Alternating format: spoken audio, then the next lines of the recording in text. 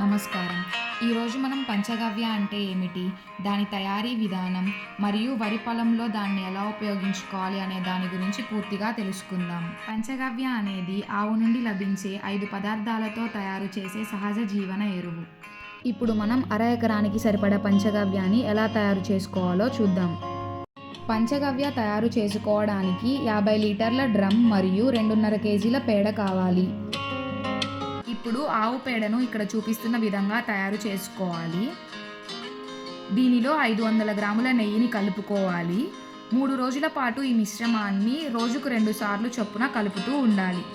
4వ రోజు ఈ మిశ్రమాన్ని డ్రమ్లోకి మార్చుకోవాలి. తరువాత ఇందులో 1.5 లీటర్ల గోమూత్రాన్ని పోసుకొని మంచిగా కలుపుకోవాలి. ఇందులో 1 లీటర్ పాలు, 1 కేజీ పెరుగు, 1.5 లీటర్ల లేత కొబ్బరి నీళ్లు కలుపుకోవాలి. తాటికల్లు లేని పక్షాన 50 గ్రాముల బెల్లంలో 50 గ్రాముల ఈస్ట్ని కలుపుకోవాలి. తరువాత బాగా పండిన అర డజన్ అరటి పండ్లను నలిపి వేసుకోవాలి. చివరిగా 1.5 లీటర్ల చెరుకు రసాన్ని వేసుకొని ఈ మిశ్రమాన్ని కలుపుకోవాలి.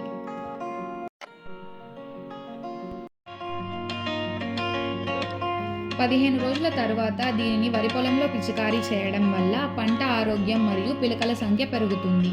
విత్తనాలను నాటుకునే ముందు దీనితో విత్తన శుద్ధి చేయడం వల్ల తెగుళ్లను నివారించి రోగనిరోధక శక్తిని పెంచుతుంది.